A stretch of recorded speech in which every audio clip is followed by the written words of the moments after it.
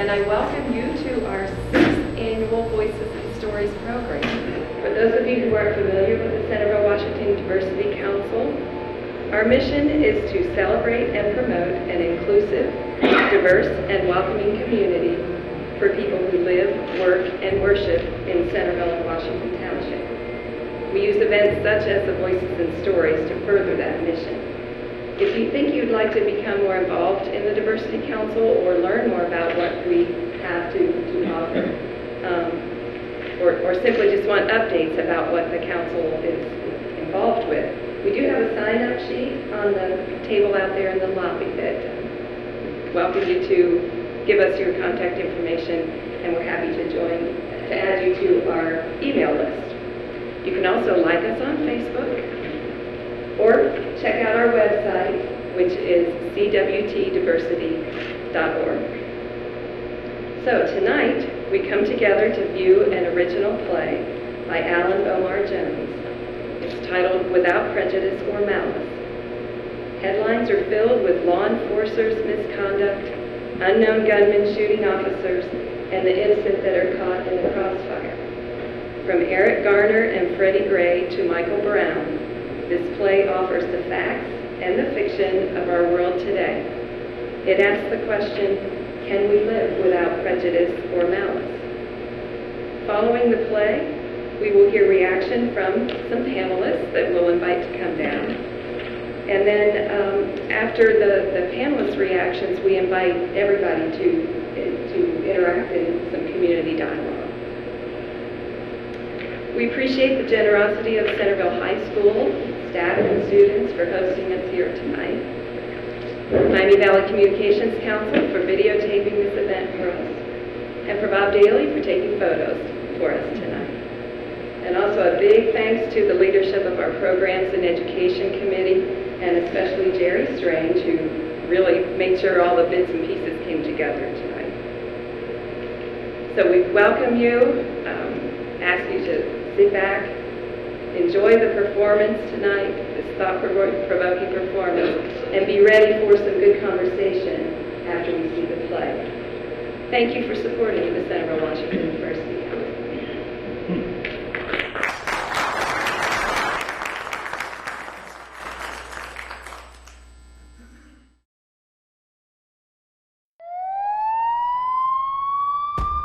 Tonight, 9 News Now has uncovered new information on a deadly police shooting in Culpeper. A Valley man died shortly after this encounter with police, and now his dad, who's a former detective himself, wants answers. And Sarah, he's saying police went way too far here. Breaking the investigation into the shooting of 2 Ferguson police officers tonight. The 2 officers were shot outside the Ferguson Police Department during a protest last week. Get on the ground! It was all caught on camera. Dallas police officer injured during an attack, and the man coming at him thought to be on a drug-induced rampage. Chris Buchel says he saw a Culpeper Town police officer shoot 54-year-old Patricia Cook to death in this church parking lot yesterday morning. At any time, we could be shot at, spit at, yelled at for no reason. There is outrage tonight from those reacting to a Ferguson police officer shooting and killing an 18-year-old. You took my son away from me. You know how hard it was for me to get him to stay in school and graduate. The 3 police officers facing felony criminal charges were among a group of 15 who stopped a 25-year-old black man last Saturday night, then beat him, kicked him, and clubbed him, unaware that an amateur photographer was recording the incident on videotape. Tonight we are getting a new understanding of the events that led to the killing of Yolo County Sheriff's Deputy Tony Diaz on a remote country road nearly 4 years ago. We are not sure that the police is there to protect us, to protect us, to protect us.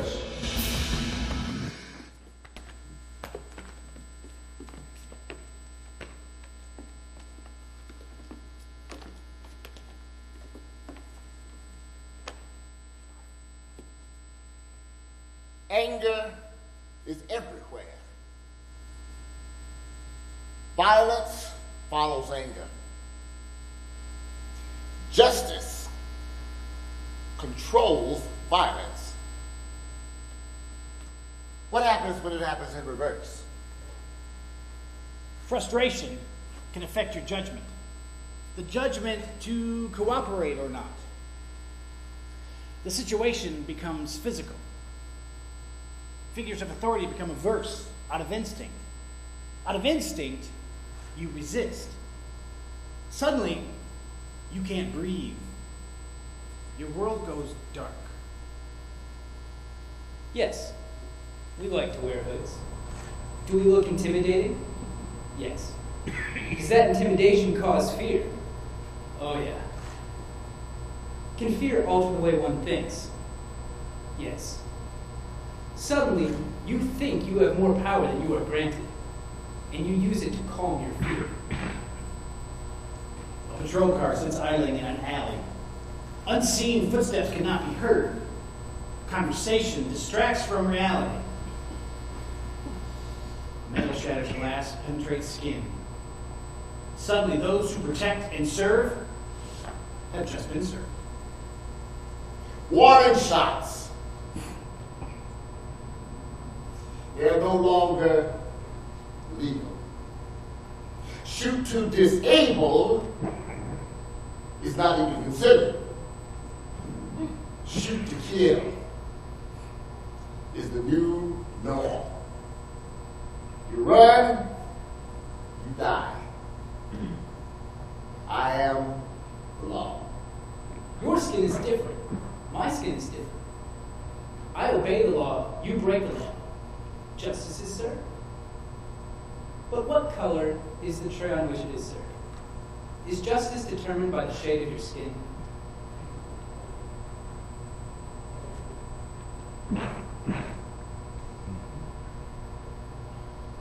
A world where cops are no longer like they were when some of us were growing up. A world where the man behind the badge is really scared. Why? Because people no longer fear the police officer. A world where the badge chooses not to arrest those people. Shoot first, talk later. And the innocent ones get caught in the crossfire. When we're done, let's talk about it. I can't breathe! I can't breathe! Hundreds took to the street in New York City Wednesday in response to a grand jury ruling of not indicting Officer Daniel Pantaleo in the chokehold death of Eric Gardner. The unarmed father of 6 died when Officer Daniel Pantaleo, 29, attempted to arrest him.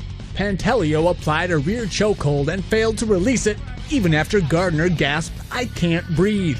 In his testimony, Pantaleo told the jury that he did not intend to choke Mr. Gardner. He never thought that Gardner was any mortal danger.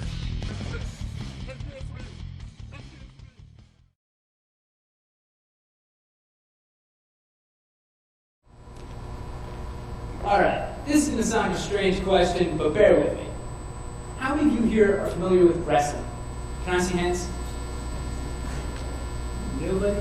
Okay, that's alright. In wrestling, there's a move called a rear naked chokehold. Now don't let the word naked distract you, it's just a name. With this chokehold, you put one arm around a person's throat while using the other arm to grip the person's head and provide stability and force. It's a very dangerous chokehold. When executed properly, it's actually life-threatening. You could kill someone with it. That happened right here on the streets, in broad daylight. Eric Gardner, a man who's had some issues today. Issues that left him in a less than civil mood. Man, this is some bull. Why do the police keep on messing with me?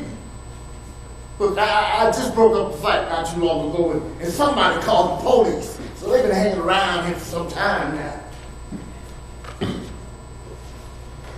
I was standing in front of the beauty shop over on Bay Street just now with this plainclothes police officer. Like I didn't know he was a cop. He starts asking me about buying some cigarettes from me. I ain't trying to sell nothing to nobody. But I just left because it was starting to get attention.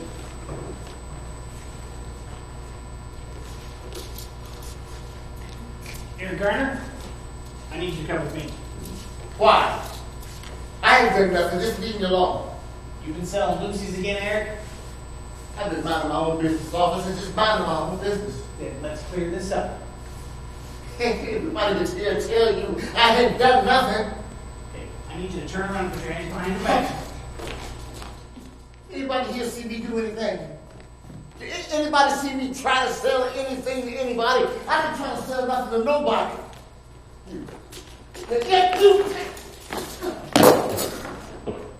What did I do? Tell me, what did I do to deserve you bothering me like this? Resisting arrest isn't good for you. You're still on probation.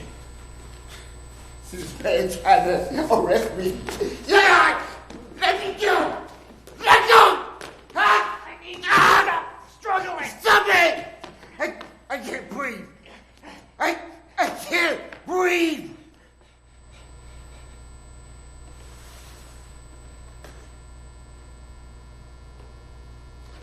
Is this my fault? I don't know. Maybe I should have waited for backup. Thought I'd have him handcuffed and be done with it. As far as I was concerned, I was going by the book. One thing I did underestimate was how strong he was. He broke away from me like it was nothing. And that constitutes what he did as resisting arrest. So going behind him and grabbing him by the neck is a matter of personal safety. Why couldn't he just listen and cooperate? Now what do I do? I'm scared. I can't breathe. I can't breathe.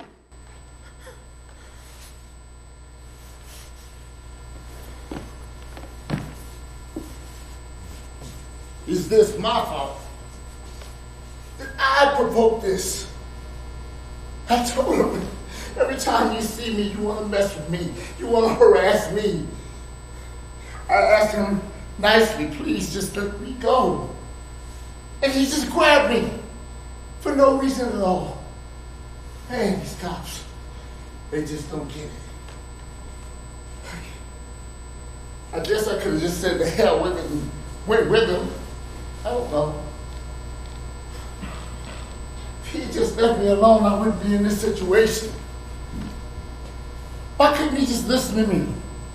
Try to understand me? Now what am I supposed to do?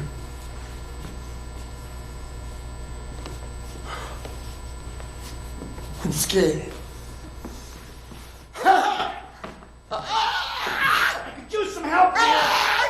I can't breathe.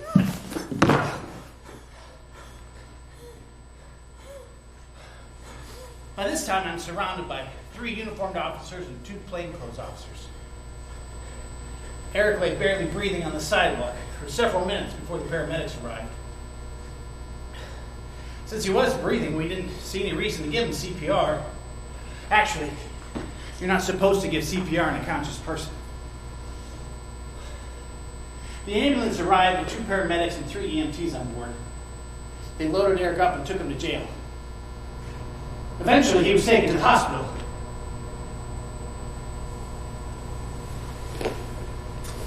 He was pronounced dead an hour later.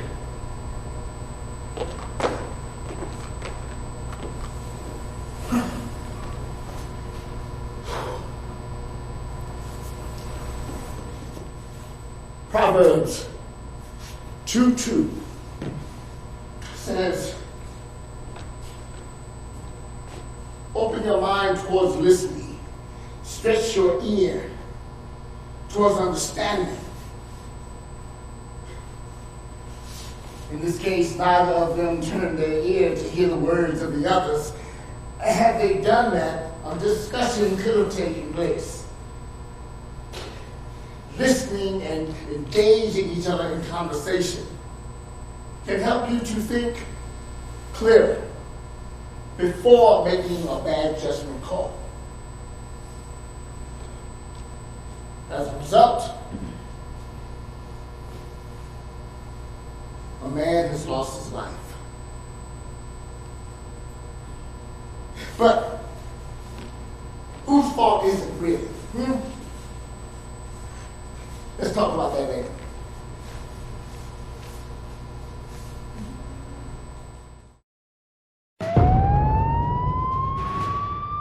"8:39 a.m., Gray runs through a housing complex. Less than 2 minutes later, cameras capture a police van driving towards New video Gray. shows Freddie Gray minutes after his initial arrest, the last time he was seen publicly and alive. He wasn't responding, and they picked him up and threw him up in the paddy wagon. We know that he asked for medical attention. We know that that medical attention was not immediately requested for him. We know that was a mistake. This is where police pulled him out of the van, they say, to shackle his feet. There was a woman watching everything right across the street.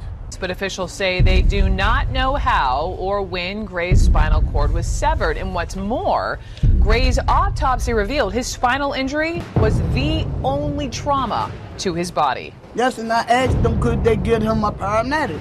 They told me to mind my business. I said, it is my business. A police union attorney told CNN what may have followed is a so-called rough ride, or a deliberate tactic used by police to harm unbelted, handcuffed passengers. Baltimore police say 5 of the 6 officers involved in Gray's arrest have provided statements to investigators. Now, as we mentioned a second ago, the department has suspended these 6 officers with pay. They've released their names, their ages, how long they've been on the force. But officials didn't specify on the reasons why.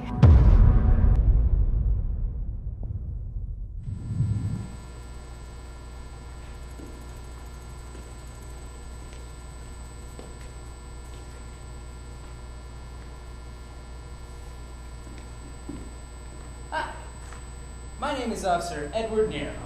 I joined the Baltimore Police Department in 2012. I live in a Cape Cod style home near Belmar, Maryland. Just so you know, Freddie Gray was arrested in a really high crime area of Baltimore, known for a lot of drug use. You don't have to do that, Eddie. You don't have to justify the arrest. I wasn't justifying anything. Just the media never seems to mention that. I agree. We need to talk about what's happening, and that's it. Okay, I'm just saying. Hold on. Hello, my name is Officer Garrett Miller. I joined the Baltimore Police Department in 2012. He lives in Freedom, near the Pennsylvania border. Real nuts, huh? Hey, what are you doing? What? I'm just telling him how nice your home is. And don't volunteer information, especially about me. What is it with you, man? Where's Garrett? He's on his way. Detective Rice, Sergeant White, and Officer Porter won't be here. Did you know that? Yeah, I knew that. I'm the one who told you that. Detective Rice, Sergeant White, and Officer Porter will not be here today. They apparently had other commitments.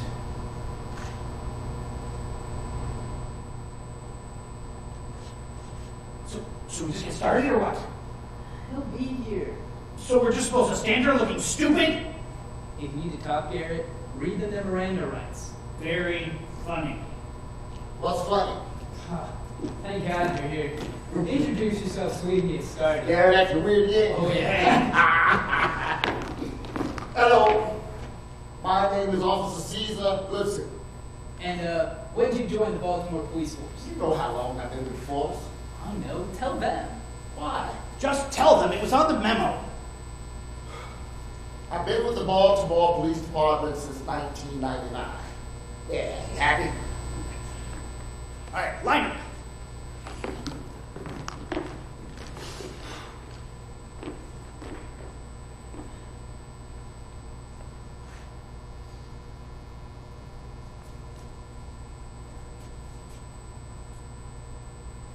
So who's starting? Oh, I will. No, you won't. If you start talking, we'll be here all day. Okay. Lieutenant Brian Rice, Officer Nero, and I were on bike patrol duty near North Avenue and Mount Street on April 12, 2015 at or around 8:30 a.m. when Lieutenant Rice made eye contact with Freddie Gray. Mr. Gray started running, which was very suspicious. There you go. Let them decide if it was suspicious or not. Okay. We caught up to Mr. Gray at the 1700 block of Presbury Street where he surrendered to us. We did have to take him down using a maneuver known as a leg lace. which is a completely legal maneuver used in official police takedowns. We placed Mr. Gray on his knees on the sidewalk. That's when they found a switchblade clipped to the inside of his pants. No, it was a folded knife, not a switchblade. A knife that's legal under Maryland law. That's enough. Just saying, Goodson wasn't there. He doesn't know what happened. We removed the knife from Mr. Gray and put it on the sidewalk, and we placed him face down on the sidewalk as well, where he was then handcuffed. Mr. Gray complained about his breathing and requested an inhaler. We did not give him an inhaler. I took the knife and placed it in an evidence bag, and Mr. Gray was charged with illegal possession of a switchblade. I held Mr. Gray down until Officer Goodson arrived with the transport van. And just for the record, it was a knife, not a switchblade. Can I talk now? Go ahead. I arrived with the transport van at or around 8:39 a.m. Lieutenant Rice, Officers Miller and Nero brought Freddie Gray to the transport van and placed him inside, face down, on the right side of the van floor. Mr. Gray was not putting a seatbelt at that time. That's because you placed him on the floor of the van. There are no safety belts on the floor of the van. Okay. At 8:46, Lieutenant Rice ordered me to stop the van on Baker Street, where they proceeded to pull Freddie Gray from the van. Mr. Gray was carried out of the van. That's what I said. No, you said pull. It sounded like grabbed him by his legs and yanked him out. Oh, come on, man. Ed, stop being so dramatic. The two officers walked to the rear of the van, opened the doors, and carefully lifted Freddie Gray out of the van. They added shackle restraints to his feet. He was then carefully lifted back onto the van. Is that okay? It's your account of what happened. The officers did not accompany me after that stop. I was ordered by Lieutenant Rice to take Freddie Gray to Baltimore Central Booking and Intake Center. I proceeded to the destination, and after a few blocks, I stopped the van at Fremont Avenue and Moser Street. I went to the back of the van to check again on Freddie Gray. He complained again about his breathing. I went back to the front of the van and continued to Central Booking. Sometimes when people are arrested, they get agitated. They get excited, and this affects their breathing. It happens all the time. Yeah, that's true.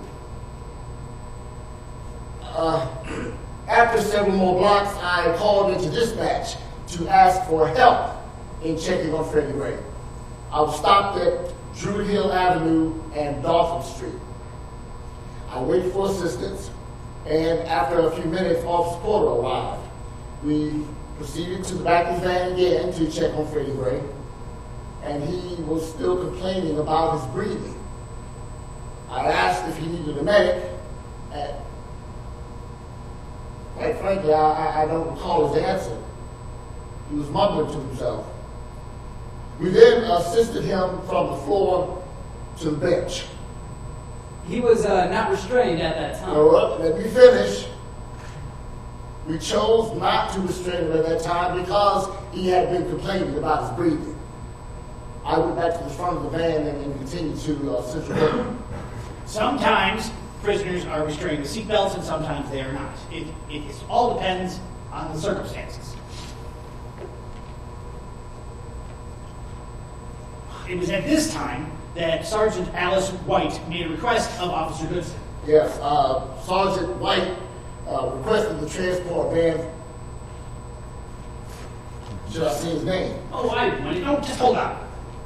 No, don't say his name right now. Sergeant White requested assistance transporting another perpetrator to Central Booking.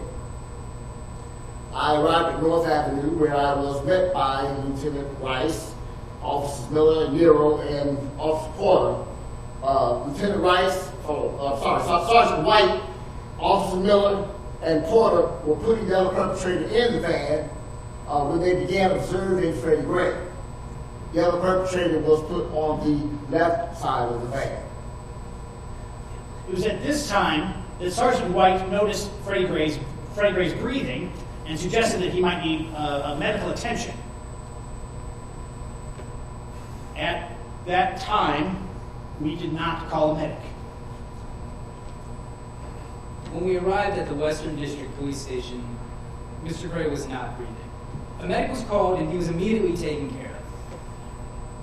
As far as we know, he wasn't pronounced dead before they took him. But this thing is really being put out of proportion. I can't handle it. How are we supposed to do our job? You have to be there. They understand what I'm trying to say. The media's just been trying to look for somebody to pick on. The media's trying to make us out to be negligent. They're trying to turn this into a racial. How can this thing be racial? 3 of us were black. Myself, Sergeant White, and Officer Porter. How in the world can this thing be racial? I've got second-degree assault, 2 counts of misconduct, and reckless endangerment. Are you kidding me? I am being indicted on charges of second-degree murder.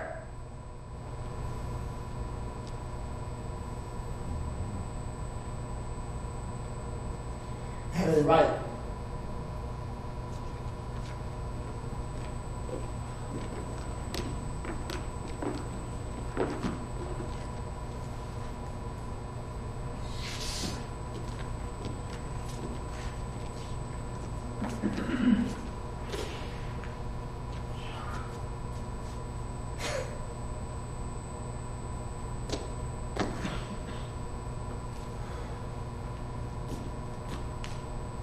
Are we done here?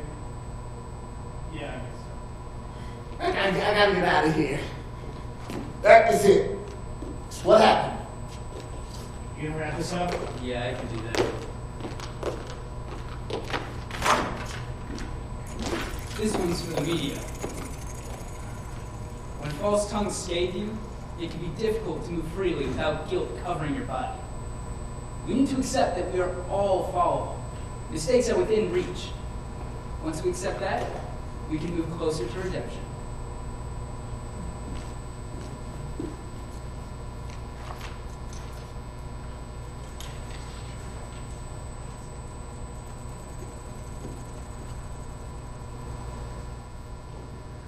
Do you know what the definition of insanity is? No.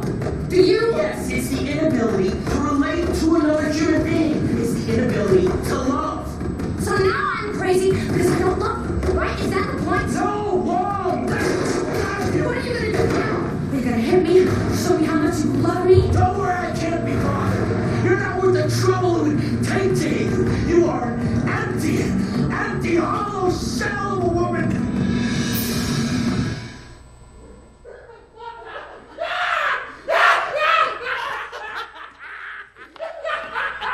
I can't believe that just happened. Oh, wow. That was crazy. He shot me with his taser. Oh, man, it was an accident. Oh, so you say? It really was an accident. Okay, let me tell the story, then they can decide.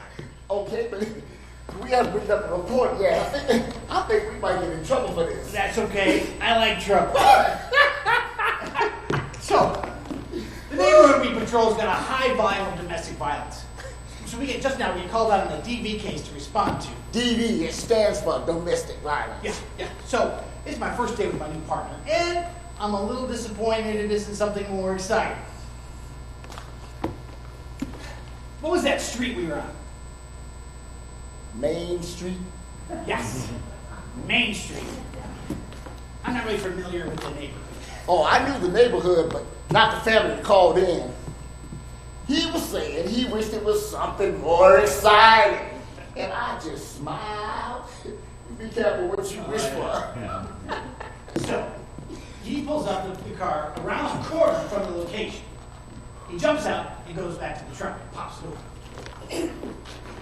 So I look in there, and I'm looking at Rambo's war locker. He's got police jackets and helmets, 3 bulletproof vests. All highly essential when dealing with domestic violence. he pulls out this taser, this huge thing, not the kind we were issued. No. This is something that looks like a special design or something. I bought it on eBay. So I said, what do we got? Bigfoot and his wife? Hey, you never know.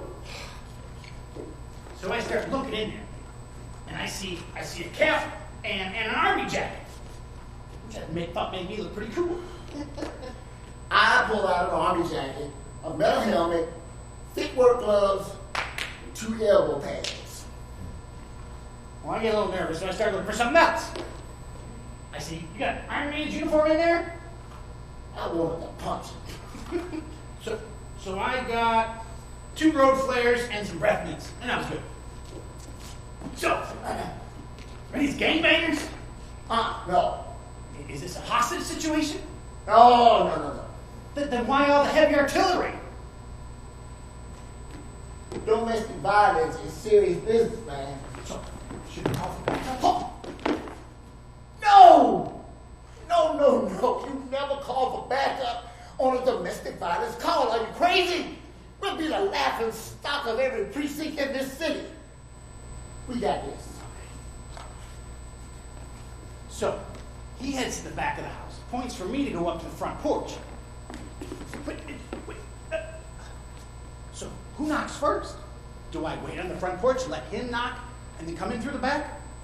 Or do I knock first and let him come figure it out coming through the back door once I've started? He didn't tell me the plan. So I step up on the porch, the back porch, real easy like. Not sure whether I should pull out my gun, take out my taser, or bust down the door and go crazy on it. So I peek through the back door window and wait. So there I am on the front porch. I take a deep breath and I knock. Nothing happens. So I knock again. The door swings open. And standing in front of me is a 6-foot, 9-inch tall human gorilla. Oh, I kid you not. Somebody grabbed King Kong, stuck him in a dirty pair of sweatpants, and put him in a house on Main Street. He looks down at me and says, "What you want?"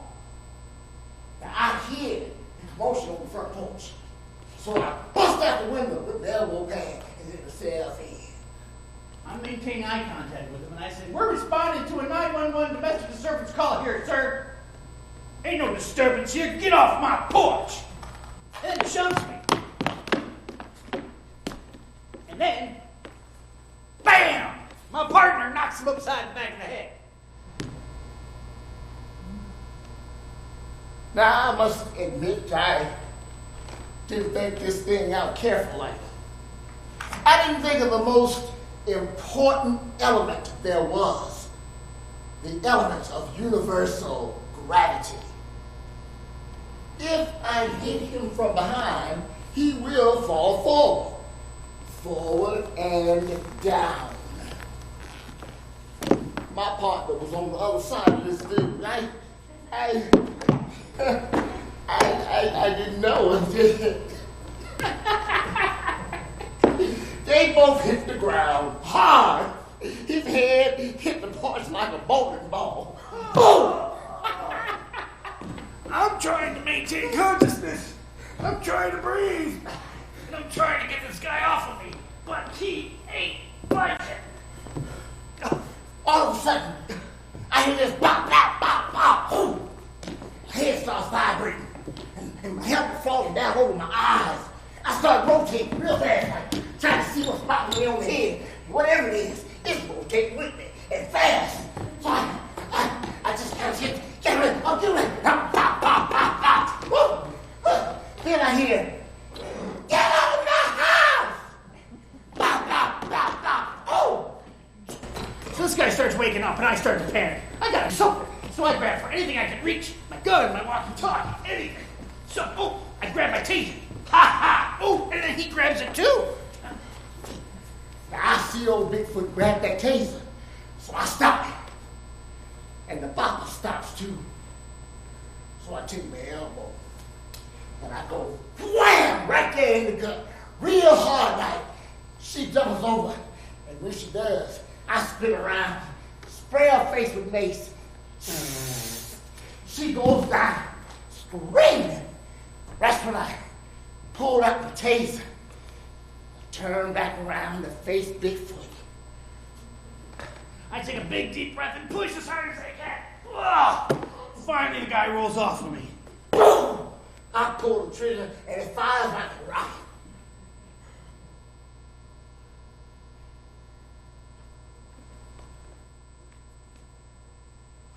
Guess who it hit? Yeah, it was pretty funny. No, it wasn't. Hey, at least it wasn't my gun. Okay, well, here's the best part. Oh yeah. All right. I'm trying to help the partner recover from the shock. But all of a sudden I hear these footsteps. I see old Bigfoot and his wife stumbling back in the house. So I know it wasn't them. So I pull out my gun and I turn around. And there on the front yard is this crazy looking, skinny woman with a bloody nose, blood running everywhere. And she's screaming. I can't understand a word she says. So I step down in the front yard, real carefully, just so I can get close enough so I can understand what she's saying. And she's over here screaming, "You in the wrong house! You in the wrong house!"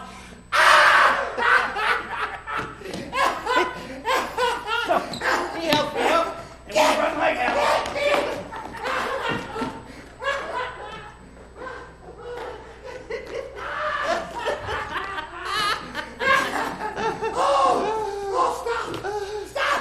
Stop! Okay.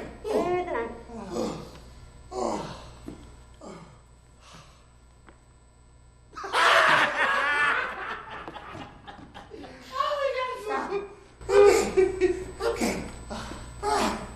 So, here we are. Hey, we better get going now.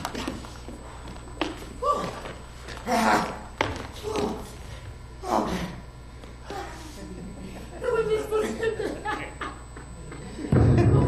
Breaking the investigation into the shooting of 2 Ferguson police officers tonight. Police have arrested a 20-year-old man in connection with those shootings. The 2 officers were shot outside the Ferguson Police Department during a protest last week. And they're the ones that are going to be out there patrolling and stopping suspects, and they have guns under the front seat. They're the ones that are going to take the risks of their life. All right? We're responsible for the things we get wrong, and we take action. We've arrested cops, we've fired cops, and so on. We're getting a new understanding of the events that led to the killing of Yolo County Sheriff's Deputy Tony Diaz on a remote country road nearly 4 years ago.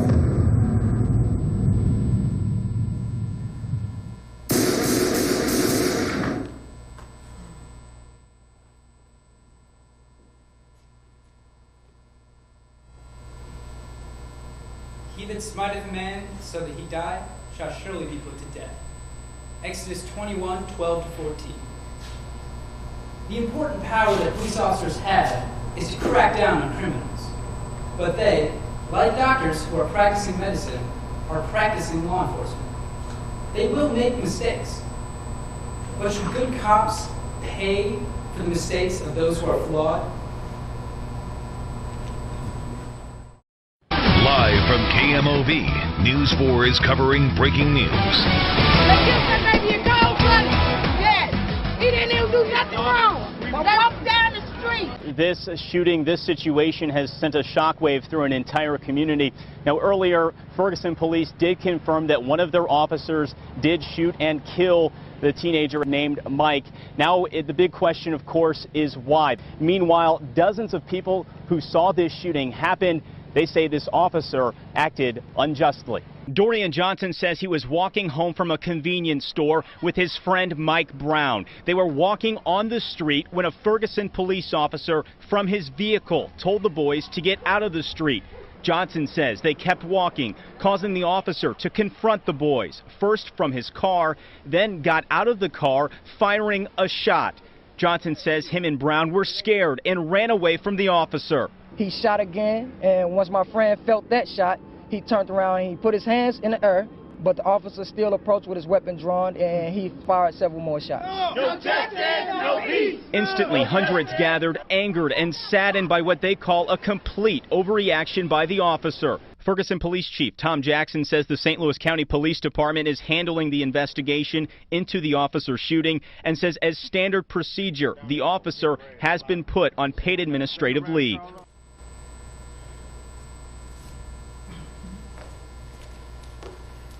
Hey, Joe. Aaron, have a seat. What you got there? Oh, I'm reading more on that Ferguson mess. Really? Let me see. Lord, what in the world is happening with this here country? What do you mean? Never mind. So you're still following this thing, eh? Oh, how can you not? It's on all the time. It's everywhere. Yeah. Well, I think it's stupid. Thank you. This is what the media calls news. The police officer does his job and they turn it into a crisis. I don't think he was doing his job. His job is to serve and protect. Well, sure, that's exactly what he was doing. He was protecting the people of Ferguson by taking down a criminal. An unarmed teenager who steals some cigarettes is not a hard criminal. He wasn't a threat to anybody. I don't know. From what I read, the officer went by the book. Maybe. I don't know that for sure, and neither do you. All we know is what news media tells us. Yeah, and that's hard to follow. How do we know who's making up and who's telling the truth? Well, his procedure was questionable. That's all I got to say. That's because Brown was black, right? No, it was because he was unarmed. He wasn't a threat. He pushed the store owner. He struggled over a gun with Officer Wilson, and he ran. Sounds like a threat to me. It all depends on who you believe, the cop or the witnesses. And you believe everybody else except the cop. I'm not saying that. One story says that Michael Brown was in the car with the officer and there was a struggle. Another story alleges that that boy that was with Michael Brown, that Dorian Johnson, said that the officer came after him with his gun raised and he fired at him and they ran. Then there was a witness who said that after the officer shot at Michael Brown, he turned around with his hands up in the air and the officer shot again. Now, which is the truth? Whatever Officer Wilson says happened is what happened. No questions asked. Are you serious? His word is the truth. Just like that. What everybody else saw doesn't matter.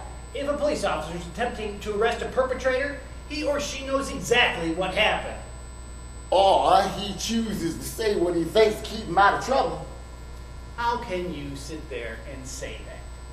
The police officer enforces the law. He makes the arrest, he files a report. End of story. But it doesn't always end up like that, now does it? You know, I'm glad I'm not a cop. I'm not saying that all cops are dishonest. Just when race is involved, right? It's the media's fault. Every encounter is sensationalized, and that in turn ignites the public, and it appears that the police are the bad guys. How does it appear to you? Well, what I see today are these white cops going after these young black males, scared to confront them, shoots them from a distance, and then try to call them justice by hiding behind their badge. Come on now, that's not true for every cop. It is for most of them. These cops today, they shoot first and ask questions later. They're scared. Oh man, you're starting to sound like one of them. What? Who is them? You know, them, the people that hate cops. The black people that hate cops, that's what you mean. No, I didn't say black people, you said that. Okay, yes. I am speaking out for black people. I am black. You know, I see things going the way they used to. White cops shooting up black folks like we don't matter. Oh, great. Black Lives Matter. Here we go again. Hey, you ever think of this? All all lives matter. How about that? Don't tell me. You tell that to the cops. Tell that Aryan Nation. Tell it to the KKK. So that's what cops are? They're racist pigs going around shooting up black people? Some of them are. And some of them are not. Oh, so we just think all white people are racist, huh? I didn't say that.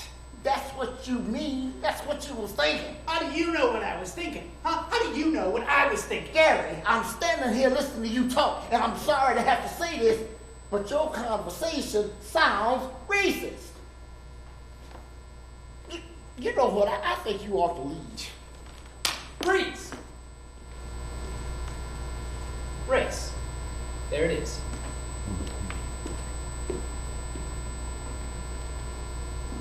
What we have here is the kind of conversation people want to have, but are afraid to have. Why? They don't want to appear paranoid, insensitive, or just plain racist. Now, what would this conversation sound like if Officer Wilson had been black and Michael Brown was white? What kind of encounter would we have then? Here's the same argument with race interchanged. Go.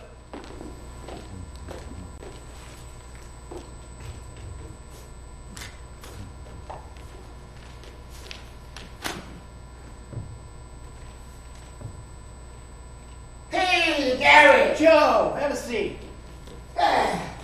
What you got there? I'm just still reading on that Ferguson mess. Oh. Let me see it. What is happening in the country today? What you mean? Never mind. So you still following this, huh? Well, how can you not? It's on all the time. It's everywhere.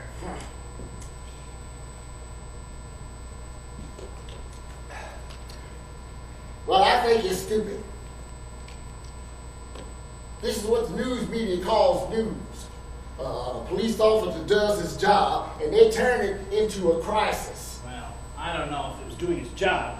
His job is to serve and protect. That's what he did. He protected the citizens of Ferguson by taking down a criminal. An unarmed teenager who steals some cigarettes is not a hardened criminal. He wasn't a threat to anyone. Come on, Gary. From what I read, the officer went by the book. Maybe. I don't know that for sure, neither do you. All we know is what the media tells us. He was enforcing the law. His procedure was questionable. That's all I'm saying. And that's because Officer Wilson was black, huh? No, since the young man was unarmed. He wasn't a threat. He pushed the store owner. He struggled over a gun with Officer Wilson, and he ran. Sounds like a threat to me. Well, that depends on who you believe. The cop or all the witnesses. And you believe all the witnesses and not the cop? I didn't say that. One story says that there was a struggle in the car with Officer Wilson. Another story alleges that boy, Dorian Johnson, said that Wilson came after them with his gun raised and fired, and then they ran. Then one of the witnesses says once Wilson fired a shot, Michael Brown turned around with his hands up, and Wilson fired again. What's the truth? Well, whatever Officer Wilson says happened is what happened. No questions asked. Really? His word is the truth, and what everybody else said doesn't matter? When an officer is in an attempt to arrest a perpetrator, he or she knows exactly what happened. Or they decide to say what they think will keep them out of trouble. How can you sit there and say that? An officer enforces the law. He makes the arrest, he files a report. End of story. Doesn't always happen that way, though, does it? Well, I'm just glad I'm not a cop. Why? Because when you're a black cop, the public only likes you when you shoot black people. Come on, get out of here, really? That white kid was a threat to Officer Wilson, Gary. He did what he had to do. Shouldn't matter that the boy was white. This wasn't about race. It is always about race. Officer Wilson didn't follow the plan, didn't follow the policeman's code of honor. A police officer is supposed to enforce the law by making their arrest and filing a report. Nowadays, he enforces the law by shooting the perp and booking him in a body bag, which is what Officer Wilson did. All of this is coming out because a black cop shot a white kid? You can't be serious. Do you want to know how many young black males have been shot and killed by white cops? Well, think about it. There are more white cops in this country than black, and black people commit crimes too. So it's natural that there's going to be a white cop shooting a black criminal. And it's natural that there's going to be a black cop that shoots a white criminal. There are more white criminals in this country than there are black. You've got to get your facts straight. Have you seen the statistics about black inmates versus white inmates? Yes. Yes, I have. And what do the results tell you, Gary? I'm not going to answer that. Well, let me answer that one for you. There are more white judges in this country, more white lawyers in this country, and more white jurors in the jury box. Now, do the math. Yeah, you made your point. I don't agree with it, but I see your point. I am defending this police officer, Gary, okay? Not because he's black, but because he was justified. His life matters to me. Not you too. More lives matter than just black lives matter. All lives matter. Did I say that? I said his life. Life, lives, it's the same thing. Oh, no. You just trying to put me with every other black person on earth. We just all the same, aren't we? You know what that's what you meant. People walking around with signs saying Black Lives Matter. Not Asian lives, not Hispanic lives, and certainly not white lives. Only black lives matter. Just let it go, Gary. Why? Let it go. Why? Because you won't admit that all you care about are black lives? All the injustice in the world is happening to your people and nobody else. Are you okay with what Bryce Williams did when he shot those 2 white co-workers at that TV station? No, I am not okay with that. He was wrong. That's not what we're talking about here. What about that black guy who shot Sheriff Hickman down in Texas? Was he within his rights because the sheriff was white? Why are you trying to have this conversation? We are talking about Michael Brown. No, I'm talking about Michael Brown. You're talking about that crooked cop. Guys, calm down. Shut up! A white kid was killed, Gary. He was a criminal. What happened to him happens to young black men all the time, and they aren't always criminals. So I should just shut up about it and let it go? But I want to gather my white friends and create a riot and protest. I want to go out and break into stores and beat up innocent people. You sound ridiculous. I want to walk around with signs that say, White Lives Matter! White Lives Matter! Hey, come on, guys, let's go break into stores and beat up innocent black folk. You know what? We just need to stop talking about this right now. This is bringing out things in you I never knew before. You starting to sound like one of them. What of them? Who is them? You know what I'm talking about. Them people who hate everybody. Are you associating me with the Aryan Nation? Ooh, you said that, not me. Okay, because a black cop shoots an innocent white man and I think it's wrong, suddenly I'm a white supremacist. Gary, black people have been profiled, victimized, and discriminated against all their lives. A black cop shoots a white kid, a criminal, and now he's a racist and a bad cop. Black people can't be racist, Gary. That belongs to your people. I think you need to leave. All right? Freeze! Freeze! Freeze! Okay, sit down. Wow. That was unexpected. Sometimes the discussion of race can get people riled. It can destroy relationships. What if we did something about it instead of fought about it? Race is here. It's a part of our world. Black Americans, white Americans, Hispanic Americans, Asian Americans, Latino Americans, you name it, we're all here. The sooner we accept that, the sooner we can learn to work together. Now, when we focus on race for every encounter, every incident or wrongful death, we lose sight of what might be truly happening in that moment. Now, I'm not saying that race isn't ever the issue in that moment, but sometimes it's not. We need to focus on what is truly happening. Police officers. U.S. citizens. As police officers, you are asked time and time again to do the unthinkable. As a police officer who must enforce the law every day, it's not an easy job. You are expected to do things that few of us will ever understand, appreciate, or ever be able to do ourselves. But when you are called to duty, all that you do comes from you. Your past, your loves, and your hates. That badge does not hide it. If you bring those past troubles when you approach an individual, the results can be disastrous.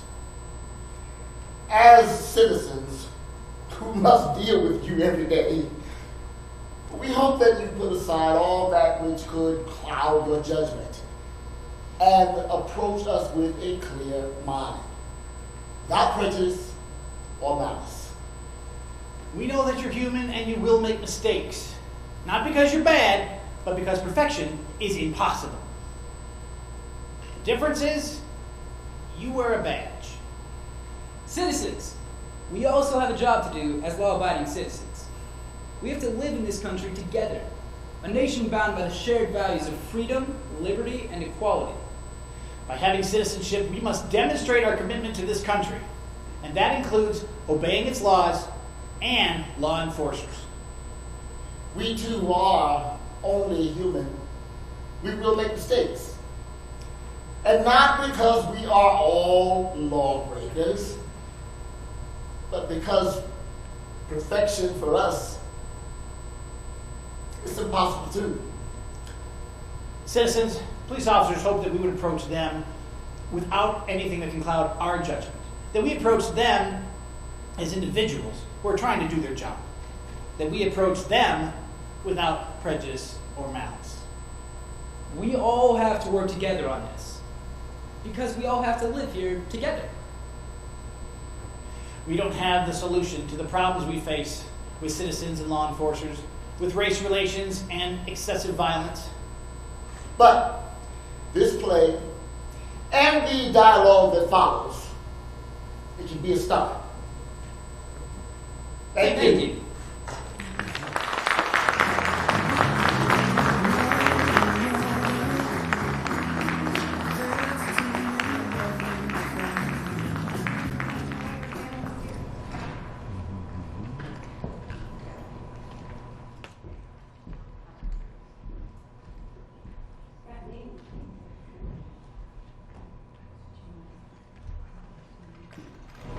Our moderator, Mark Phillips, was one of the actors, and he'll be joining us in a few minutes. But we do have Mark Kingsey, who's mayor of the city of Centerville, and we have Judy Stevens with the Montgomery County Sheriff's Department, and we have John Davis with the Centerville Police Department that will all give us some comments here in a few minutes. And again, we'll have some comments from them. And I know Mark is interested in having some dialogue with you all too, to see your reaction to the play. And then we will open it up and ask for conversation from you. So give some thought as to what you just saw, what you just heard, and think of some questions, think of some comments that you might want to give. And let's see if we can have some meaningful conversation among ourselves here. Mark? Howdy. Thank you. I can see you now. I couldn't see any of you before. I just heard something, so that's good. Welcome, and thank you for being here. Let's start off, and I actually haven't met our panel yet, so that's me. Okay, I'm going to stay up here. I think better on the feet. Why don't we start over here with John Davis, and just let's start off with one thing that caught your attention, and maybe think along the lines of a lesson that you learned. As an actor in this show, I've been working on it for a number of weeks, and I know I learned a great deal. But maybe something you saw that was different than you've been looking at things before. Well, I think the thing that jumps out at me, and it has since all of this stuff started up, was the tragedy behind all of it. And when I say that, I mean from all angles. And I think the play, what caught me was the fact that was included in there is the officer's angst in these situations as much as it is what we'll call a victim. That part was what really got me, was the fact that was included in there, because it does go both ways, and it vastly affects everyone involved in these situations.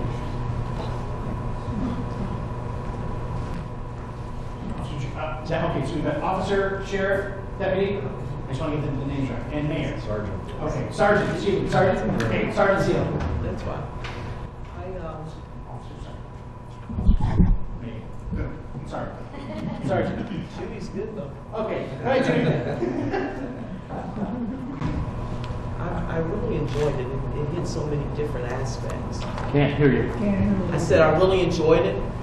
It did a lot of aspects. It hit a lot of different areas. I thought, like he said, I think a lot of things, with us being in different cultures and different communities, it was good to hear from a different, from both sides at the same time. That was very good for me, because I'm always either on one side or either on the other side, and then I'm in the middle. So it's good to hear both sides. It's just like I said, it's just so much going on. It's just so much for us to look at. I don't really have one thing that really affected me on it, because it all has affected me. It's just so much. I really appreciate that you guys got up there and did that. I wish we could do it more for our young people as a whole, as a diverse whole. I think it would be really effective. I think it was really good. The police part was really was effective for me, to see how the officers really felt and how we really do feel that we really do care. We are human. We have to make split decisions, and then we're Monday night quarterback before Monday night gets here. So kind of lets you guys see we have to think pretty fast on our feet.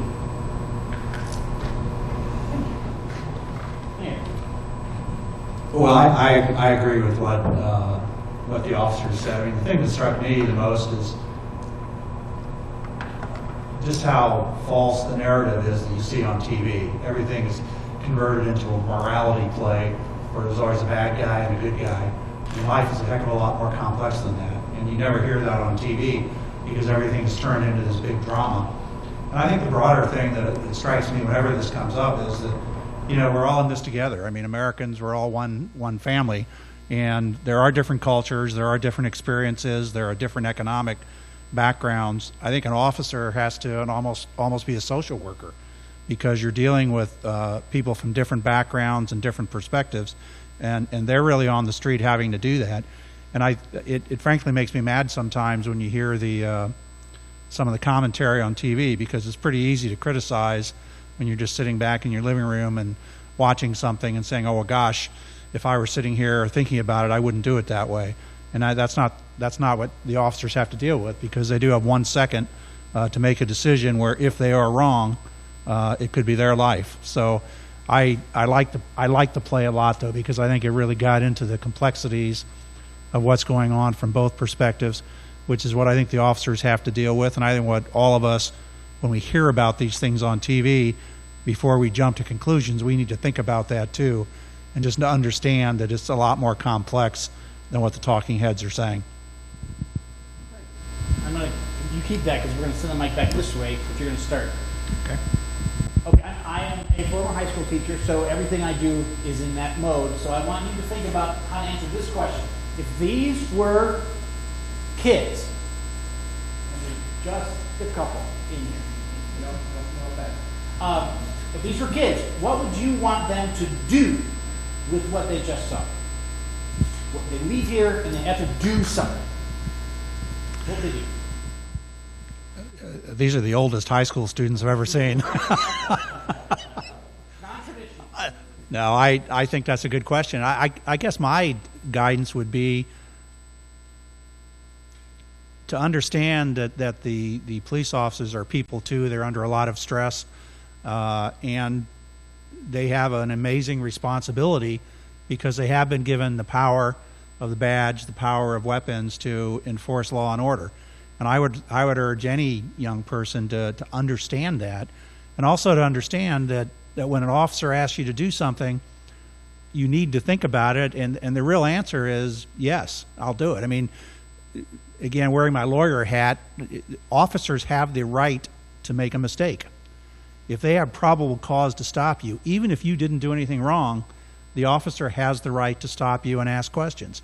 And so, you know, we were all young once, and I think we all certainly, it's not just males, but you know, the testosterone gets flying and people say, well, I don't want to stop and I don't want anyone to give me any grief. But I think everyone needs to understand that the officers have a job to do, and the proper response, even if you think you're not being treated fairly, is simply to let the officer do their job.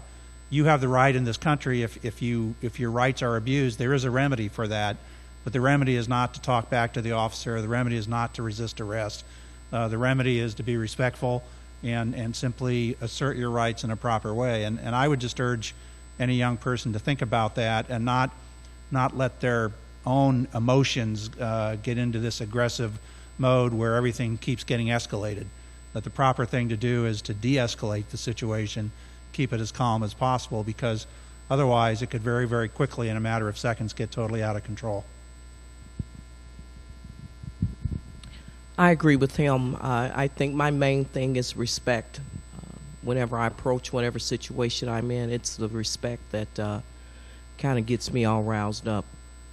I think if I can respect you and you can respect me, that we can resolve things. I'm usually one that I'm pretty approachable. I love kids. I'm really glad to see you two here. But if you can just carry that to your friends, you know, we are here to help. We're here to be your friends. So, you know, we want you to respect us. We want to respect you guys. We want to be able to be friends. You know, you got somebody that patrols your area all the time. You know, you want to be able to talk to them. You want to be able to go up to them. You want to be able to know a little bit about them. I think we kind of do our mailmans that way. You know, you need a glass of water, or you need a cup of coffee, or, you know, you give your paper man a gift for Christmas. You know, so it's a respect thing. If we respect each other, it goes a long way. It goes a long way. I've worked COP in some of the roughest areas, but the fact that we respect each other, when I get on the scene, a lot of them will run right to me, or they'll calm down and they'll start doing what the other officers are trying to get them to do that they're refusing to do. So if we can all respect each other, that'll go a long way. That'll go a long way.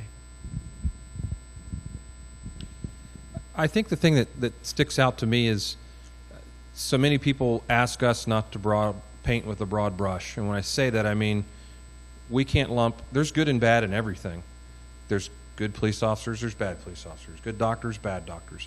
There's good white people, there's bad white people. And it goes across every race.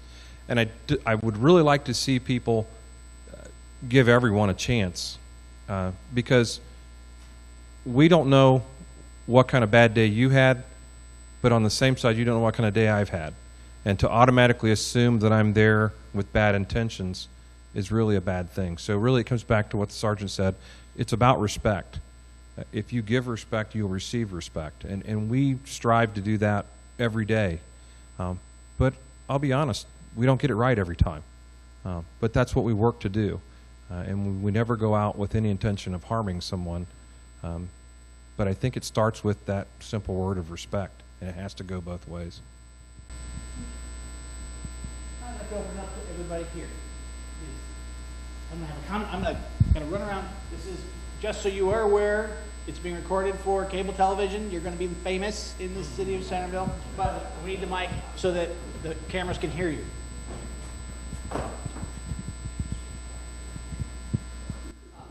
Okay, I was glad to see that the accidental, unintentional death of Eric Garner was included.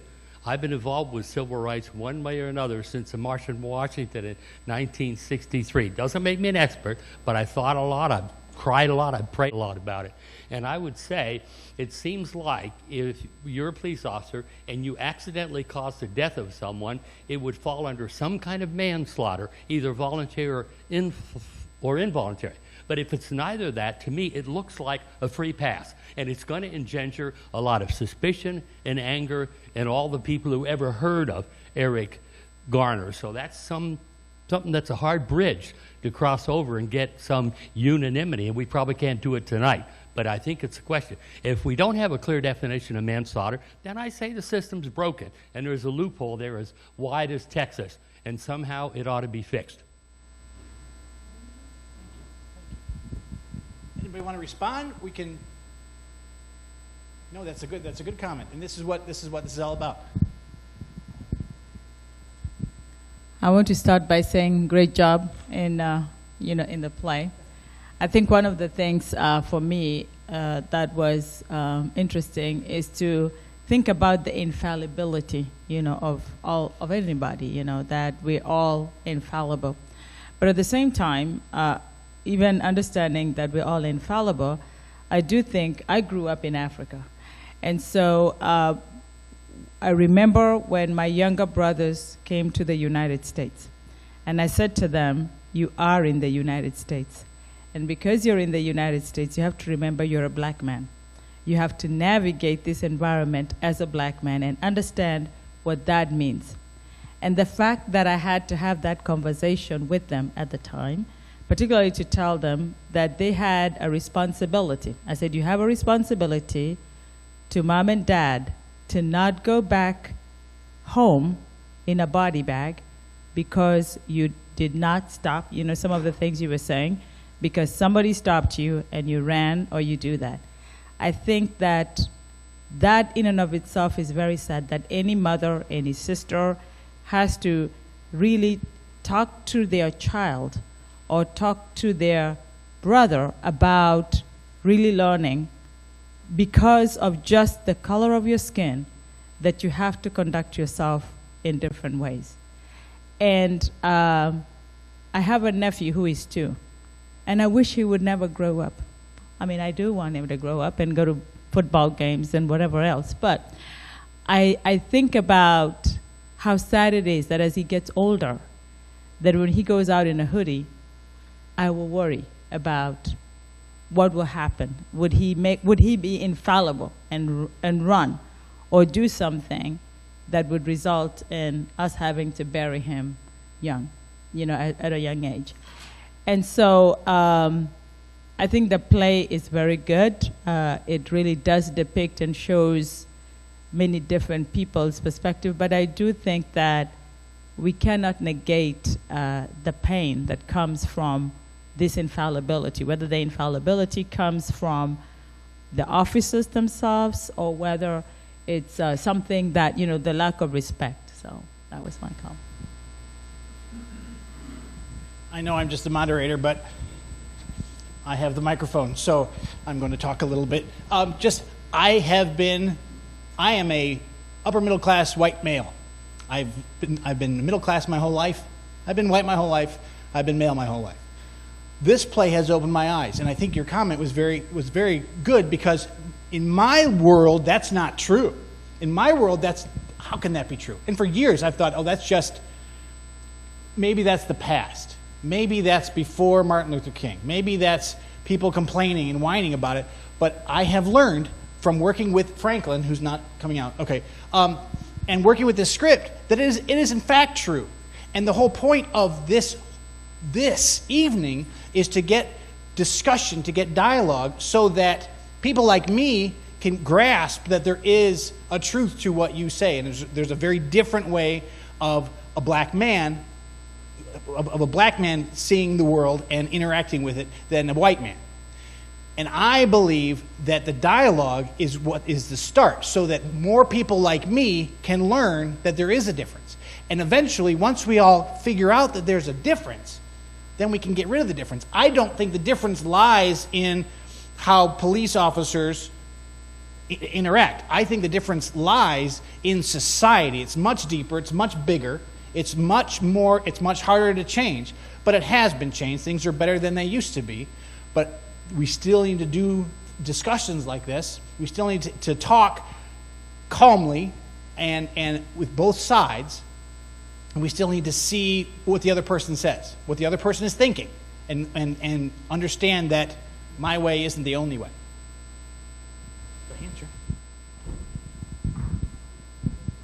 Hi. So he mentioned a difference in societies, and I thought I'd point out that in Europe, it's actually really fascinating to me that, like, in a lot of countries, there's no police officers really make people feel more safe than scared when they're around them. And I know here, like, if I'm driving, if I see a police officer, I may be going this, like, the speed limit, and I'll still want to instinctively go on my brakes. And I think, like, it's just, like, psychologically, I think there's a lot of, like, there's a deep psychological root in the fact that we're, like, people are somewhat conditioned to, like, almost fear instead of, like, feel safe from police officers. And I wanted to ask Mayor Kingseed and Judy a question. Judy, you mentioned friendship in terms of, like having a like a connection, so we're not, like, so the public isn't so afraid of police officers. And Mayor Kingseed, you mentioned, sorry, I was taking some notes. We'll get back to that. So I was just wondering, how could you guys, like, how would you recommend that, like, we would go about, like, that sort of, like, relationship and connection to, like, try and like disintegrate that fear, that, like, innate fear some people kind of have towards police officers and those who, like, have a badge?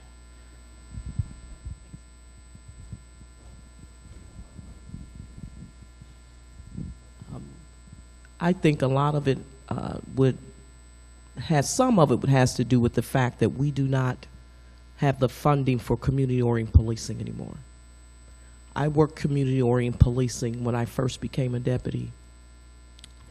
And for some reason, they decided they were going to put me in an area, it's Drexel. Anybody know Drexel? That black people in Drexel don't go together. So they said, oh, you'd be all right. You're going to go and you're going to police Drexel. So I'm like, okay, I can do this. This is my first rodeo versus, you know, I'm the only African American. I'm okay with that. So I ended up, I said, you know what? I'm going to call myself the mayor of Drexel. That's how I'm going to handle them. But I won those people over. I won those kids over. I probably spent more time with those people than I spent with my own families, because I was trying to change lives. But we did everything. I did everything with those kids. We took them to the Y. We would take them. I would show up at their school. I'm knocking on their doors, giving them resources of whatever they needed. If they were having problems in school, their parents were calling me. It's a lot of work, but it is very rewarding because you're giving back to the community. And still to this day, those kids are adults, and they'll call dispatch and say, tell Sergeant Seeley I need her to call me. You know, I'm in trouble, or I need this, or I need that. But it has affected them by community-oriented policing. But we don't have the funding anymore. It's just, you know, the funds are so scarce anymore throughout the country, because that grant was a national grant. And we just don't have it anymore. So all we try to do now is kind of COP the areas that we patrol. And that's just old school policing anyways. You know, when my parents were growing up, you know, you had the officer that hung out in the neighborhood, and that's where he worked every day, certain hours, and everybody knew who he was. And at the same time, with families, you know, a lot of this starts at home. All the violence and things that are going on in the schools, that's some home stuff. Your kid comes to school and they don't know how to act at school. That should not be the teacher's problem. The fact that they can't obey when we ask them to do something, that's at home stuff. You know, we can't parent and police. That's not effective. You know, that's when, you know, and it's not okay. But a lot of people, these younger officers and, you know, some of us older officers, they get frustrated. You know, they get disappointed. You know, and it's something that happens every day and every day. And, you know, we have to educate the police also. You know, we got to be strong. We got to, you know, we got to rise above the influence here. We got to set the example. And we all have to do that. Citizens, police officers, everybody in government, we got to set the standards. We got to set the bar. We got to rise above the influence. You know, it's not about color. That's old. That really is old. We need to get over that. But it's true. We do have a problem with racism, whether it be black, whether it be Mexicans. You know, there's a problem there, and it really needs to be addressed. It needs to be addressed. I'm just hoping and praying that we can change that through homes. It's through homes. If any of us are, and I'm going to give the mic up, if any of us have any type of faith that we know that the enemy always attacks the families. If he can break down a family, he can break down a nation. Because a family is what makes a nation. So that is something we really as a nation have to come together and pray about and stand on, is family. Well, gosh, I agree with everything you said. I think that's dead on. The funding is a real problem. I mean, in Centerville, for example, we used to have a DARE program where we'd have an officer who would do that. And, you know, we had to cut that out because we lost literally millions of dollars in funding because of the state cutbacks. We still try to do, I'm going to hand it over to the officer in a minute, we still try to do as much of the outreach as we can. We have officers in the schools. We have programs in the summer where we teach the kids, you know, bicycle safety and traffic safety, and we try to do as much as we can to really reach out. I think if we could do more, if we could afford to do more, I think it's a great thing. I like the idea of having an officer who's almost a part of the neighborhood. It just seems like that's the best way to do it. And if we can ever figure out how to fund that and get our priorities straight again, I think that would be a great thing. I did want to mention too, because I really took to heart what you said. My nephew, you know, my sister's, I think that's my nephew, my sister's son's son, I guess, whatever he is, but he has a nephew. But anyway, they've adopted a young boy from Ethiopia, and oh gosh, he must be about 4 or 5 years old now. But they've started talking about that too, like how are they going to talk to him about how he can keep himself safe. And it kind of gets to the broader point. I mean, that was not my experience with police growing up. I mean, I grew up in a small town north of here. You know, the police officers were fine. They, you know, I wasn't really afraid of them. I tried to avoid them when I was driving too fast or something like that. But it never dawned on me that they would be a threat. It's so totally alien to my experience. And I think, frankly, most white Americans have that same experience. And so when we hear about the suspicion and the concern, at least for me, there was a tendency until I dug into it more to think, well, this can't be true. This just has to be people complaining or trying to make excuses. But I mean, there's clearly an issue there when you've got a large segment of our population of the American family, that distrusts the police, and it doesn't matter whether it's true or not. If that's a perception, it's a problem, because it does impact respect. It does impact how people deal with the police force.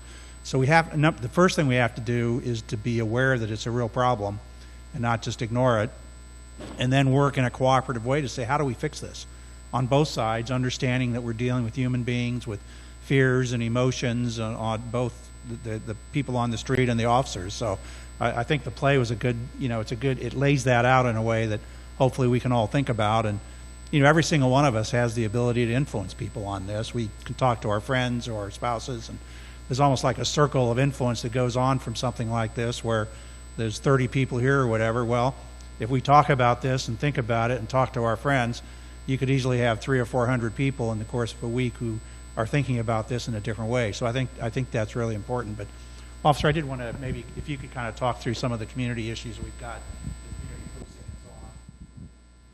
My position with the police department is my title is community relations officer. I wear a lot of different hats. Quite frankly, when we talk about funding, which you guys don't want to hear about, 5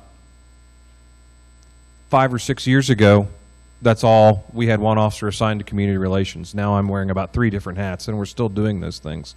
It's very important. It's very important to be out and have your community know who you are, know that they can trust you, know who they can call. We have programs such as our Citizens Police Academy. I think as far as an outreach program, it's probably the best program we have for adults. It's a 12-week program where we bring people in and really give them a good insight as to what we do, how we do it, and why we do it. Because the media, not only from the media from a news standpoint, but also from an entertainment standpoint, has given the public such a skewed view of what we actually do. This allows us the opportunity to give you a look into what we really do. It's vastly different than what anybody thinks. You'd be amazed at some of the responses we get from the students as they go through, and you can see the look of amazement on their faces as we tell them these things, and they're like, "What? You can't do that?" You know, it's every week you'll see that kind of that aha moment. So I think that's one of the best programs we have. But going back to the children, we have our youth CSI camps for our junior high age kids through the summer. We have our bicycle rodeo in the spring. We have our open house in the summer where we invite everyone into the police department. We want people to come in and see who we are. We want them to be able to see what's going on behind those walls, because, quite frankly, most people never see that, and that's a good thing.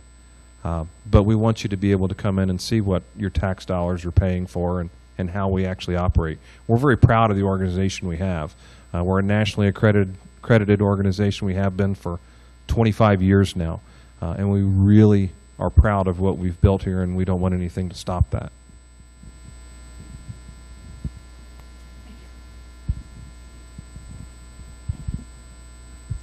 A different angle on a question. I don't understand why, when a police officer is in a dangerous situation or feels they are threatened, why does the shot go to the middle of the body rather than to the leg or the arm, which would throw someone off, debilitate, make them not a threat, but wouldn't kill them? I mean, it might make them walking the rest of their lives difficult, but it wouldn't kill them. I don't understand. Or taser once or twice, but 15 times? I mean, how come that happens that way? Are you trained that way? Is that come only out of extreme fear? Help me understand.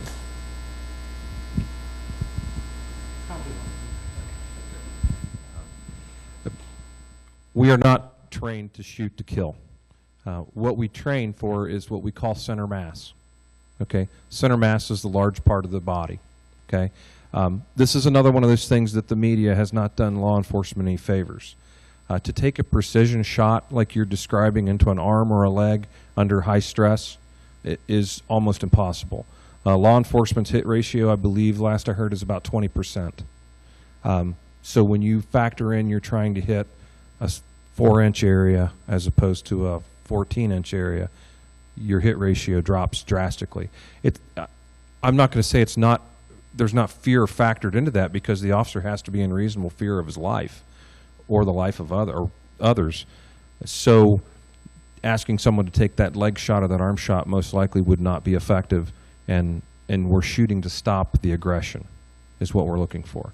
But if someone's running away from you, why would you not shoot at their foot? If someone's running away from me, I'm not shooting them. A lot of people are. I know you're talking about South Carolina. I don't know if I go as far as saying a lot. That one is definitely a graphic example of when someone did something wrong and you see what happened. Justice, he's in jail, he's been charged appropriately. But then those who say that would say the same thing that you just said, it's said by the public, then the police association is saying you hate all officers. I'm sorry, I didn't understand your... If that situation, you would agree, might not have been what should have happened. But when the public says that shouldn't have happened, then we're said that we dislike police officers, or we're against the police. And that's not true. I don't know that I've ever heard anyone come to his defense that I'm aware of. In the law enforcement realm that I'm around, I don't know that anyone's ever come to his defense in that situation. Particular one, but often what's happening, what I'm understanding has happened, is that the police associations say don't pick on our cops. And that I know has happened in several situations. And that's different from being analytical about what happened. In this particular instance, it's not fair to pick on our cop, but don't make it, both angles on it are creating big conclusions Well, I think you can't. You have to take each situation individually, and you can't just lump them all together.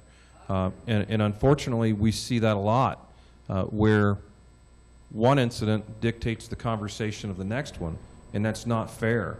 You can't really do that. So, like I said, the situation you're referring to in South Carolina, I've never heard anyone come to his defense. If there's others out there, I'm not aware of them. I've never heard of anyone coming to their defense. I can tell you that I was appalled by watching that. I look at that and go, I don't know how you would do that. I wasn't in his shoes. I'm not going to try to Monday morning quarterback like we spoke of earlier, but I couldn't see any justification for that, me personally. But every individual, every situation has to be judged on its merits. And unfortunately, I think people try to tie them together, and then there's a larger picture because, again, driven by the media, they're all looking for that storyline, and they're all looking for their own storyline. So they kind of drive the story that way. So I think we have to look at media with analytical eyes, but I also am not ready to say, don't put it on the media, because then we can't get the picture. I'm not putting it on the media at all. What I'm saying is that kind of explains the different angles you're seeing of it. They're each one serves their story. They can't all report the same story, or no one's going to watch. They want to have their own angle to it. So they're always looking for that pitch. But I would agree with you. We need to look at every situation. We need to make sure it was done right. And that's where really what it comes down to. And we can't try to lump them all together. It would be the same situation. It would be the same argument of you can't lump all black people together any more than you can lump all the police officers together with one that does something bad. So you have to judge it on its merits, just like we ask people to do every day, and we expect our officers to do every day. It's when we go out and we meet someone, we treat them with respect. What approaches are used if you're saying, back to my original question, you can't hit the arm or the leg? What are other techniques that you're taught to manage a situation without having to shoot somebody in the middle? Again, every situation is different. Our officers are trained in self-defense tactics. We have intermediate weapons such as an asp baton. We have tasers, which are a fantastic tool. I know there's a lot of fear of them, but it's one of the greatest tools that I think I've seen in law enforcement. As far as injuries to suspects, injuries to officers, they're all down because of it.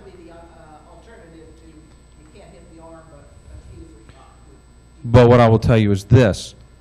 I am a taser instructor, and I instruct our people that if you're in a deadly force situation, you cannot use a taser unless you have deadly force backup. So if there's two officers there, and there's an officer that might be able to try a taser, absolutely. But don't put yourself in peril in a deadly force situation by trying to use a taser. That's not a good outcome either. You just saw a play, and then I think we saw an excellent demonstration of what we hope to come out of the play. And that was a very open, very unemotional, very intelligent and respectful conversation between a citizen and a police officer. Thank you very much for that example, and we're going to use that to close the evening because we're out of time. But that's what we need to do. If we have a question, we need to find the person who knows the answer. That person probably doesn't work for CNN, probably works for a law enforcement agency. If we want to know what is going on behind it, those are great programs. That 12-week, I've never heard of that. That's fantastic. You need to get with me. I think so. Starting in January. Okay. That's what, and we can't get rid of the media because we don't live in South Carolina. So we don't know what's going on there. So we do have to follow the media, but we do have to know that there's other places for information. And if we can have these dialogues, with people of other jobs, of police officers, with people of other races to find out what their lives are like, that's what's going to make this better. That's what's going to make this evening truly, truly worthwhile. And I want to thank each and every one of you for coming out here on this blustery, blustery day and spending some time with us. I want to thank the Diversity Council as well for all that they've done. And thank you very much. Have a wonderful night.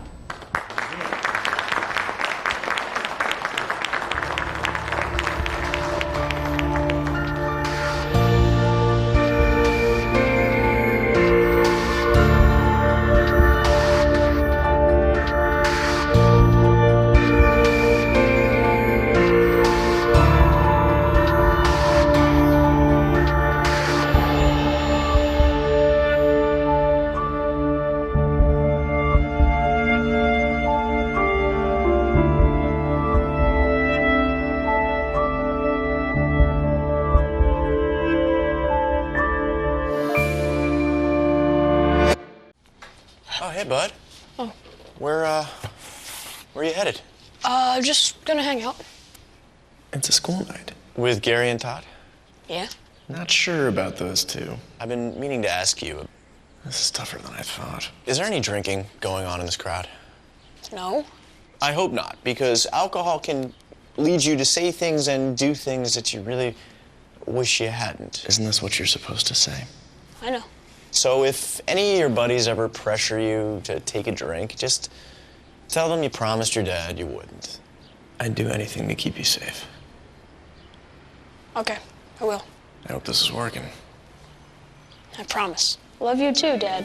They really do hear you. Ryan.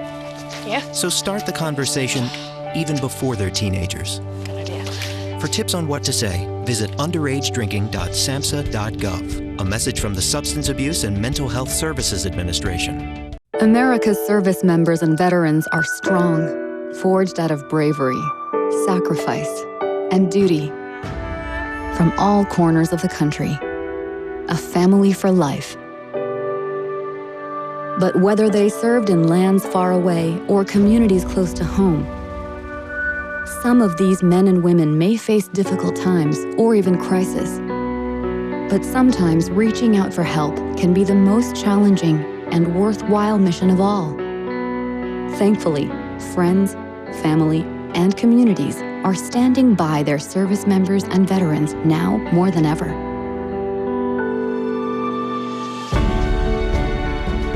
We're all in this together. When you recognize something isn't right, make the call to the Veterans Crisis Line or Military Crisis Line. During times of crisis, reach out and call. Dial 1-800-273-8255 and press 1. Good morning, students, and welcome to Career Day. I hope you're excited to hear about all the great things you can do when you grow up. Hi everyone, I'm Emily. I'm super excited to introduce my dad because he's my hero. When I was little, my dad was away a lot, but I was okay with that because he was doing this really important work driving ambulances in Iraq. Now he's at home, which is great for me because I get to see him every day now. And he's still the biggest hero I know because he tells all the ambulances and the fire engines where to go and rescue people when there's an emergency. I'm so proud of him. He's awesome. He's my dad. If your service-connected disability prevents you from continuing in your civilian career, Voc Rehab offers counseling, training with a living allowance, education, and other services to help prepare you for your next mission. We served our country like those before us. The camaraderie is what kept me going. You know, it was a dangerous area. All of Vietnam was dangerous. I didn't know what to expect when I got back. For the first 10 years after I got out, no one would have known that I was in the service. I got home, got married 2 weeks later, got a job. We came back, built lives, families, and communities, but we still had challenges. The carnage of war left an indelible mark on me. I would have intrusive thoughts. They're horrible nightmares. Services and support that can help are available for veterans. I went to the VA, talked to my doctor. I started doing groups. I started doing one-on-one counseling. We found ways to move past these challenges for ourselves and for our families. At MakeTheConnection.net, you can hear our stories and find tools and services available to you. The more I talk to people, family, friends, other vets, the better I feel.